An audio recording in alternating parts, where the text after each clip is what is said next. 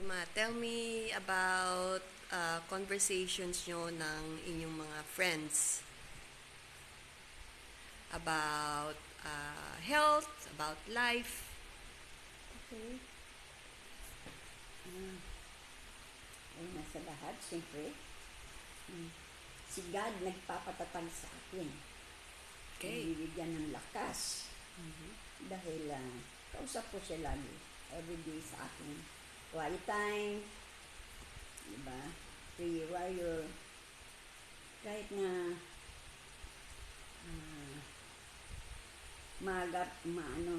tanghali na akong magising. Kasi usually nag-quiet time ako talaga 4 o'clock or 3 o'clock in the morning.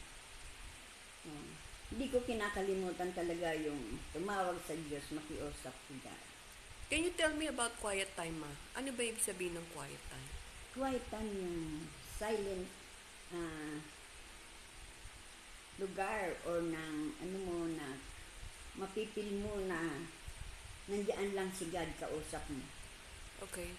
Secrepancy, parang Quiet time, yung quality time mo with God na ikaw lang tsaka si God, ganun. Oo. Okay. Sunod, yung mga, siyempre, iningatan ko yung katawan ko. Okay. Kasi, pag may ayaw ko ng, kahit na senior na ako, conscious pa rin ako sa katawan ko kasi ayaw ko yung malaking tiyan. Okay. Ayaw ko yung malaking tiyan. Pag nakikita ko yung sarili ko na tumataba ko, lumalaki yung tiyan ko pag suot ko ng damit. Ayaw ko ng ganon. So, exercise ako. 2 times a week. Yan lang ang Exercise. Anong ginagawa mo sa exercise? jumping or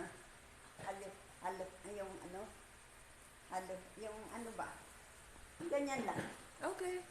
Oh, very simple. Simple lang. Kayang gawin ng kahit sino. Oo, kahit na sinong pero mabilis. Oo. Simple. Okay. So, di ba? Tapos yung pag mabigat na ako, kailangan pababain ko yun. Wag akong lalampas ng 60 pataas.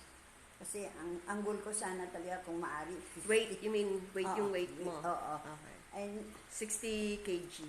oo, hanggang doon lang. Ayoko nang tumaas pa. Okay. Kung maaari nga lang, gusto ko 50 lang ako. Para magaan kumilos. So, iyon ang mga ko. Bukod sa hilig ko, yan na nga, gardening, cooking, saka siyempre yung wala naman akong activities. Minsan dancing, at saka sports.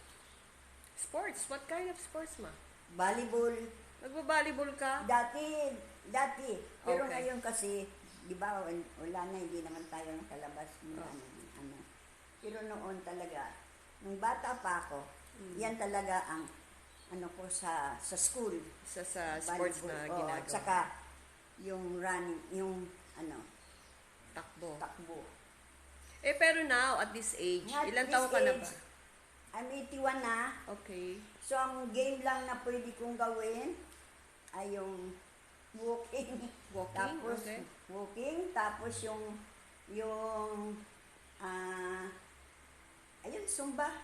Pwede naman. Paminsan-minsan lang. Pero, talaga, sa bahay, mini-maintain ko yung 2 times a week ng exercise. Simple okay. lang. Pero pagdating naman sa mga ano bang tawag dun?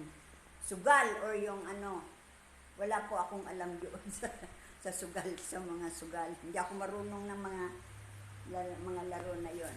Ang alam ko lang, hindi naman sugal yon, yung ano ba yan? Chess? Yung Chess. chess. Oh. Oo. Yan. doon, pwede akong lumaban. Okay. Konting ano lang, Competitive. competitive, pwede ako doon. Yes. Kailangan ko lang practice siyempre, tapos, yun lang, mga ano ko, ang nagpapalakas sa akin, tapos siyempre yung kapatiran na nandiyan, yung mga senior, hindi namin, nandoon kami lagi para So, kapatiran, so ibig sabihin, meron kang community. community. Oo. Andiyan yung prayer warrior everyday, di ba? Mm-mm. Everyday meron kaming prayer warrior. Then meron kaming ngayon singing, Meron kayong activities na ginagawa. activities na ginagawa lagi, Okay. everyday. Tapos, yun lang pagdating naman sa outside, pagkikipag-ano sa mga tao na hindi natin, sa, man tawag yan, sa word, diba, iba-ibang tao, yun lang,